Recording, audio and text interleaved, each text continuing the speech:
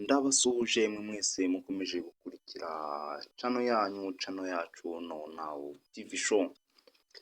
Tugiye kubagezaho bimwe mu byaranze Gafaranga mu rukiko ndetse n'ibyo yashinjwaga kabisa, uyu mukozi w'Imana ukomeje kutoroherwa muri make.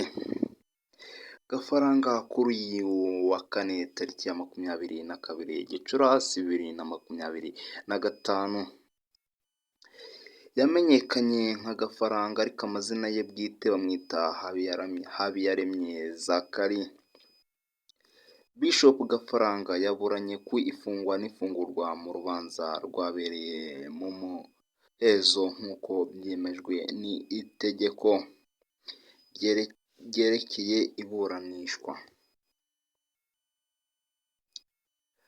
Gafaranga yageze ku rukiko rw'ibanze rwa Nyamata saa 12:34 ari mu modoka ya RIB, ndetse aza acungiwe umutekano ku buryo byabaye ngombwa ko anyuzwa mu muryango utandukanye n'uwo abandi banyuzwamo mu rwego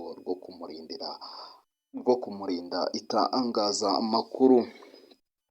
Ubwo urubanza rwari rugiye gutangira, umushinjacyaha yasabye ko kubw'umutekano w'ureze ndetse n'imiterere y'urubanza rwaberaga mu muhezo nta wundi muntu uhari. Gafaranga yabajijwe nimba abyemera avuga ko nta kibazo. Ubushinjacyaha bwasabye ko Gafaranga yakomeza kuburana afunzwe by'agateganyo iminsi 30 mu gihe iperereza rigikomeje. Gusa Gafaranga we agasaba ko yarekurwa kuko adateze gutoroka ubutabera. Ubushinjacyaha kandi bwerekanye ibimenyetso birimo raporo y'inzego z'ibanze igaragaza aba bombi bagirana amakimbirane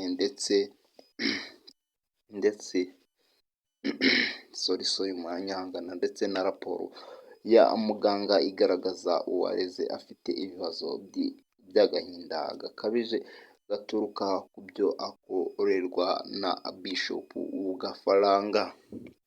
Gafaranga bisa mwumva ko atorohewe, umwe mu bajyaga bavuga amagambo akomeye ndetse afasha abantu benshi cyane. Dukomeza muri aya makuru dukesha ikinyamakuru Igihe, ubushinjacyaha kandi bwagaragaje ko bafite impungenge z'umutekano w'uwareze mu gihe Gafaranga yaba afunguwe, bityo bakomeza kuburana bashimangira ko Gafaranga agomba gufungwa iminsi 30 y'agateganyo. Gafaranga yireguye ahakana ibyo ashinjwa, avuga ko n'ibyaha byarabaye mu rugo ari amakosa y'abantu babana, bityo asaba gufungurwa, kandi avuga ko umutekano w'uwareze uzabungwabungwa ndetse ko nta kizigera kimubaho kimuturutseho habe na gito. Iyi nkuru ikinyamakuru Igihe cyayikomeje kigira giti: umunyamategeko wa Gafaranga yateye utwatsi raporo zose zatanzwe n'ubushinjacyaha ndetse agaragaza ko n'ubuhamya bwatanzwe budakwiye gushingirwaho. Uyu munyamategeko yanasabye ko Gafaranga yahabwa imbabazi kuko uwareze yanditse amusabira imbabazi, avuga ko kumufunga atari byo bizakemura ikibazo bafitanye. Urumva ko amahirwe menshi, nimba umugore wa Gafaranga yavuze ko bamufungura, amahirwe menshi nka 90% cyangwa se wenda nka 70% Gafaranga ashobora gufungurwa. Gafaranga kandi yakomeje avuga ko ibibazo byabayeho bishingiye ku madeni afite ingwate yo gutanga, ndetse anafite umwishingizi, bityo asaba ko yafungurwa agakomeza gukurikiranwa ari hanze.